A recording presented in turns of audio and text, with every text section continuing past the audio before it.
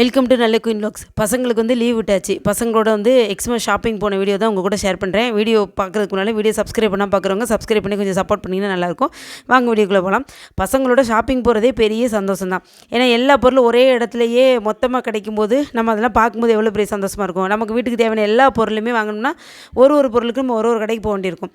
ஆனால் இந்த மாதிரி எக்ஸிபிஷன் போட்ட இடத்துக்கு நம்ம போயிட்டோம்னா நமக்கு எல்லா பொருளும் பார்த்தோன்னே ஷாக்காகவும் இருக்கும். என்ன பொருள் வாங்குறது அப்படிங்கிற ஒரு திகப்பாகவும் இருக்கும். பார்த்தீங்களா, பாருங்கள், எல்லாமே விதவிதமான கடாய், பிளாஸ்டிக் சாமான்கள் எல்லாமே, உட்டன் ஐட்டம்ஸு எல்லாமே ஒரே இடத்துல மொத்தமாக கிடைக்கும்போது நமக்கு எந்த பொருள் வாங்குறதுனே ஃபஸ்ட்டு கன்ஃபியூஸ் ஆயிரும். இருந்தாலும் பரவாயில்ல, நம்ம எதாவது ஒன்று தேடி தேடி ஒன்றுனா வாங்குவோம். வாங்குகிறோமோ இல்லையோ எல்லா பொருளையும் போய் சுற்றி பார்க்குறோம். பார்த்தீங்களா, பசங்களோட கூட்டு போய் பசங்களுக்கும் என்டர்டெயின்மெண்ட்டாக இருக்கும், நமக்கும் நல்ல டைம் பாஸ் ஆன மாதிரி இருக்கும். பார்த்தீங்களா, கிஃப்ட் சென்டர்லாம் இருக்குது. அப்போ நமக்கு என்னென்ன கிஃப்ட் வேணுமோ பசங்களுக்கு கொடுக்குறதுக்கு வாங்கிக்கலாம், கல்யாண வீடுகளுக்கு கொடுக்குறதுக்கு வாங்கிக்கலாம். கிறிஸ்மஸ் செலிப்ரேஷன் வேறையா, அப்போ அதுக்கு கிஃப்ட் கொடுக்குறதுக்கு நம்ம யூஸ் பண்ணிக்கலாம். அது மாதிரி நிறைய திங்ஸ் எல்லாம் கிடச்சிச்சு. செப்பல்ஸ் எல்லாமே எல்லாமே விலை குறைவாக தான் கிடச்சிச்சு. எல்லாத்தையுமே பார்த்தோம். அதுவும் போக இன்னும் சில பேர் வந்து புதுசாக கல்யாணம் ஆனவங்களுக்குலாம் வந்து தனி கொடுத்துட்டு போகிறாங்க அப்படின்னு சொன்னால் அவங்களுக்கு என்னென்ன பொருள் வாங்கணும் அப்படிங்கிறது உங்களுக்கு தெரியாது. அதோடு இல்லாமல் இப்போ ஒரு ஸ்டேட்டில் இருந்துட்டு இன்னொரு ஸ்டேட்டில் போய் ஃபேமிலியோடு போய் செட்டில் ஆக போவாங்க. பார்த்தீங்களா, அவங்களுக்கு என்னென்ன பொருட்கள் எங்கெங்கே போய் வாங்குறதுன்னு சொல்லி தெரியாது. இந்த மாதிரி எக்ஸிபிஷன் போட்டுருந்தாங்கன்னு வச்சுக்கோங்களேன், அங்கே போய் பார்த்தாலே போதும். எல்லா பொருளுமே மொத்தமாக பார்க்கும்போது நமக்கு என்னென்ன பொருள் தேவை, எது நமக்கு தேவையில்லை அப்படிங்கிறது நமக்கு தெரிஞ்சிடும். நம்மளும் போய் எல்லாத்தையும் சுற்றி பார்த்துட்டு வாங்கிக்கலாம். நானே பார்த்துட்டு கன்ஃபியூஸ் ஆகிட்டேன், அவ்வளோ பொருள் இருக்குதா. அப்போது என்ன வாங்குன்னு தெரியல. அப்புறமா இரும்பு கடாய் இருந்துச்சு, அழகாக இருந்துச்சு. சரி, ஓகே, அதை வாங்கலான்னு எடுத்தால் ஒரு கடாய் வந்து 290 போட்டிருந்தாங்க. நமக்கு விலையெல்லாம் கம்பேர் பண்ணி பார்க்க தெரியாது. சரி, பார்க்க அழகாக இருந்துச்சா, அதை மட்டும் தான் பார்த்துட்டு இருந்தேன். சரி, அந்த விலைக்கு வந்து 2 கடாய் வாங்கிட்டு வந்துட்டேன்.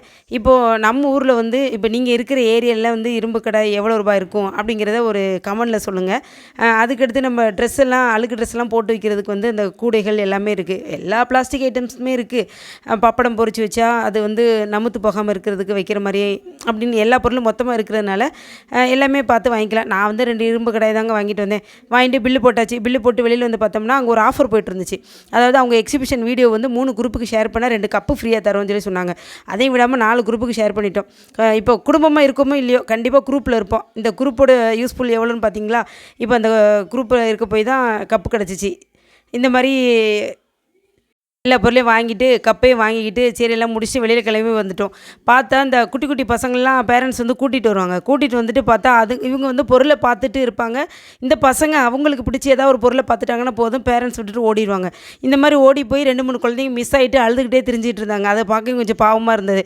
அப்புறம் அவங்க மைக்கில் அனௌன்ஸ் பண்ணிவிட்டு, இந்த மாதிரி இந்த பேரண்ட்டோட பிள்ளைங்களை காணோம், இந்த குழந்தைங்க நிற்கிது, இங்கே வந்து உங்கள் பிள்ளையை பிக்கப் பண்ணிக்கோங்க அப்படின்னு சொல்லிட்டு அவங்க சொல்லும்போது மனசுக்கு ஒரு சமாதானம். எந்த பிள்ளையும் மிஸ் ஆகாமல் அவங்க பேரண்ட்ஸில் போய் சேர்ந்துட்டாங்களேன்னு ஒரு சந்தோஷம் தான். இருந்தால் வெளியில் போகிற இடங்களில் நம்ம கேர்ஃபுல்லாக இருந்துக்கிறணும். இந்த வீடியோ உங்களுக்கு பிடிச்சிருக்குன்னு நினைக்கிறேன். மறக்காமல் லைக் பண்ணுங்கள், ஷேர் பண்ணுங்கள், சப்ஸ்கிரைப் பண்ணுங்கள், கமெண்ட் பண்ணுங்கள், சப்போர்ட் பண்ணுங்கள். தேங்க்யூ.